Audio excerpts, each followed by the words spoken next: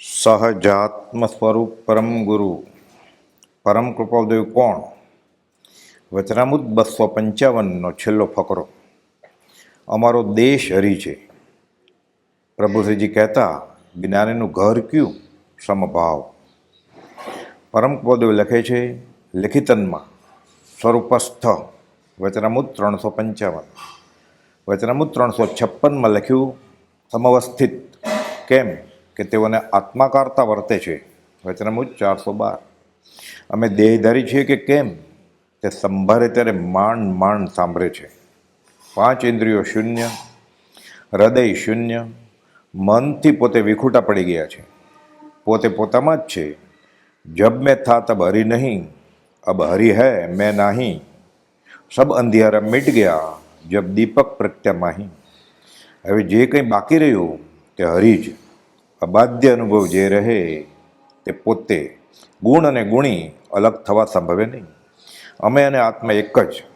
અમે અમારામાં સમાયા, પણ વાણી ધર્મે કહેવું પડે કે અમારો દેશ હરી છે. અમારી જાત હરી છે. જૈન કે જૈનેતર, શ્વેતાંબર કે દિગંબર, સ્ત્રી કે પુરુષ, આ તો વ્યવહાર સમાજ વ્યવસ્થા અર્થે. કુળ કે શરીર, તેને આશ્રિત આ બધા નામો. જે કુળમાં જન્મે તે જાત, જે શરીર લઈને જન્મે પુરુષ કે સ્ત્રી તે તેની જાત. જે આકારે જન્મ લીધો હોય તે જાત, સ્ત્રી કે પુરુષની.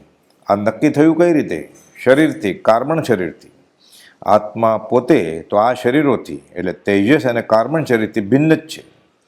તે એક શુદ્ધ દ્રવ્ય, શુદ્ધાત્મા છે. આ જ તેની જાત છે. હું એક શુદ્ધ સદા રૂપી, જ્ઞાન દર્શનમય ખરે. સમયસાર ગાથા 38. તીર્થકર જન્મ્યા ત્યારે 3 જ્ઞાન, મતિ, શ્રુત, અવધિ, સર્વસંગ પરિત્યાગ કર્યો. મનઃપર્યું જ્ઞાન પ્રગટ્યું અને છેવટે કેવળ જ્ઞાન. પરમ પોલોની આ દશા જ્ઞાનરૂપ અમારી જાત હરી છે. કેવળ જ્ઞાન, સિર્ફ જ્ઞાન જ, સહજ આત્મ સ્વરૂપ. અમારો કાળ હરી છે. સમય શુદ્ધાત્મા તે સમયસાર છે. પરમ કૃપાદેવ જીવતા જાગતા સમયસાર છે. હવે શાદી અનંત અનંત કાળ સુધી તે જ દશામાં રહેવાના. હરિ પરમાત્મા રૂપે. સિદ્ધ પણ એક પર્યાય છે, પણ બધા પર્યાય સિદ્ધના જ, મુક્તાત્માના જ, શુદ્ધાત્માના જ. અનંતકાળ પર્યંત તે મુજબ જ રહેશે. ચોથું, અમારો દેહ હરી છે. મૂળ શુદ્ધાત્મા તો નિરંજન, નિરાકાર, અગમ, અગોચર. પણ અહીં તો જન્મ્યા શ્રી ગુરુ રાજ જગતિત કારણે કરવા ઉદ્ધાર. એ પણ જો કે એક પ્રકારનું કર્મ છે. સ્વરૂપ સ્થિત, ઈચ્છા રહિત, વિચરે પૂર્વ પ્રયોગ. કર્મ ઉદય જીન રાજનો ભવિજન સહાયક થાય. આ સાકાર પરમાત્માનું રૂપ, આ સજીવન મૂર્તિનું રૂપ, આ દેહધારી પરમાત્માનું રૂપ, હરિનું સાકાર રૂપ. પૂજ્ય સૌભાગભાઈ એક પત્રમાં કૃપાદુને લખે છે કે મને તો તમારામાં સાકાર રૂપે હરિની પ્રાપ્તિ થઈ. પરમ કૃપાદુએ વચનામૃત 250માં સૌભાગભાઈને શિરપાવ આપતા જણાવ્યું કે સાકાર રૂપે હરિની પ્રાપ્તિ તે પ્રત્યક્ષ દર્શન હું લેખું છું. સૌભાગભાઈને કૃપાલદેવ હરિ ભાસ્યા, ઓળખ્યા. સૌભાગભાઈ અને પ્રભુજીને બાહ્ય દેહ દેખાયો નહીં, હરિ પરમાત્મા દેખાયા. વચનામૃત 272. અપ્રગટ સત. અમારું રૂપ હરિ છે. હરિને વળી રૂપ કેવું? દેખાય ક્યાંથી? ચર્મચક્ષુથી. અંતરદ્રષ્ટિથી રાજ નિહાળો, બાહ્ય દ્રષ્ટિ દુઃખદાય. આ હરિનું રૂપ પૂજ્ય સૌભાગભાઈ, પૂજ્ય પ્રભુશ્રીજી, પૂજ્ય અંબાલાલભાઈએ જાણ્યું, જોયું, માન્યું અને માણ્યું. સંત હરિગુરુ એક હૈ, ભિન્ન કહો મત કોઈ. કહે પ્રીતમ સદગુરુ મિલે, તાકું માલુમ હોય. પણ મળ્યામાં ફેર છે. પૂજ્ય બ્રહ્મચારીજીને પ્રભુશ્રીજી મળ્યા અને ખબર પડી કે પરમ કૃપાલદેવ હરિ છે. આ જીવ સમોવસણમાં તીર્થંકરને પણ મળ્યો, પણ મળ્યામાં ફેર. અને બાહ્ય રૂપ પણ કૃપાલદેવનું હરિરૂપ જ. ખંભાતના ત્રિભુવનભાઈ માણેકચંદને મુંબઈમાં ચોપાટીની રેતીમાં કૃષ દેહીની છાતની પાછળી તરફ અંગુલી નિર્દેશ કર્યો. કહે છે છેલ્લે વીર પ્રભુનું શરીર આવું કૃષ થઈ ગયું હતું.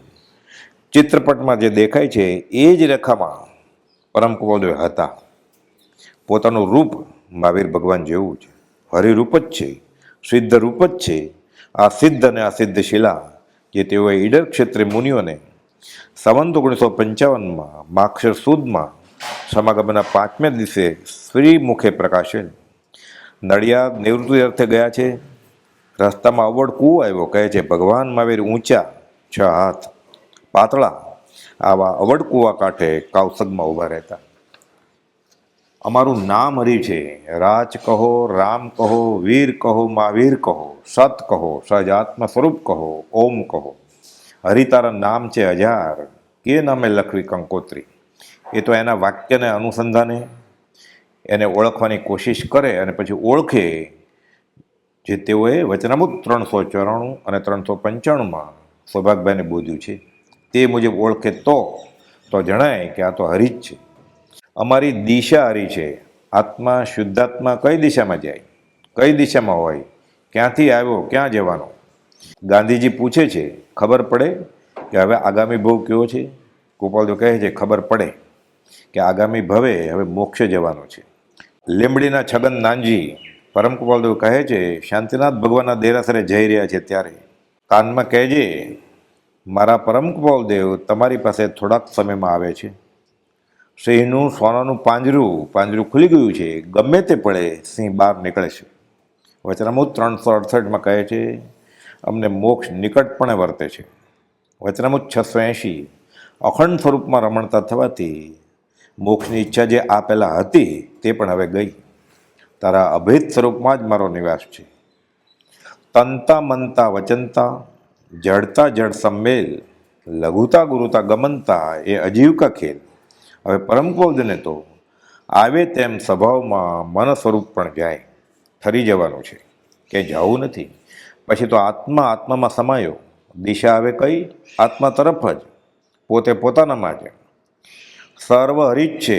બાળ જીવને આ ઈશ્વરની લીલયા ઉદય પ્રયોગ સાચું ભાતે છે. પણ જાગીને જોઉં તો જગત દિશે નહીં. ઊંઘમાં અટપટા ખેલ ભાસે. હરિ જગત આકાર થયા છે એટલે આવું લાગે છે. મૂળમાં હરિ જ છે. એ હરિરૂપ થાય તેને ખબર પડે. જ્ઞાનીને ઓળખે જ્ઞાની.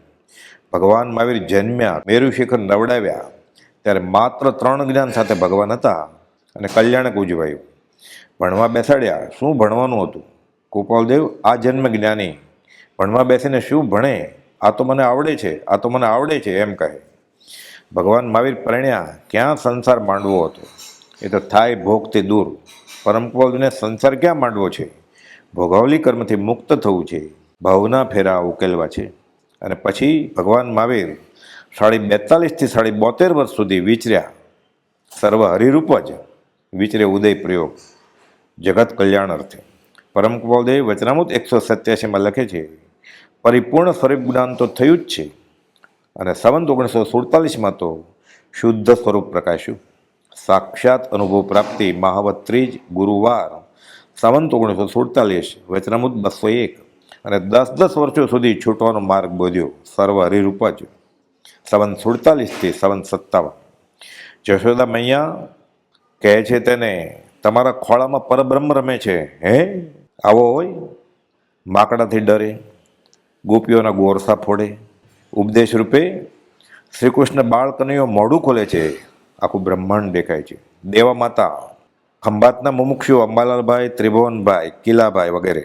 પુત્ર તમારો ધણી અમારો તરણ તારણ જહાજ, માતા જતન કરીને રાખજો તમ પુત્રમાં આધાર. દેવા માતાના આંખમાં દળદળ આંસુ.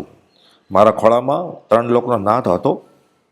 સત્પુરુષનું ઓળખાણ સહેલું હોત તો મોક્ષ પણ સહેલો જ હોત. હરિનામ હીરા વેચાય, ખપ વગર ખરી કિંમત ન થાય.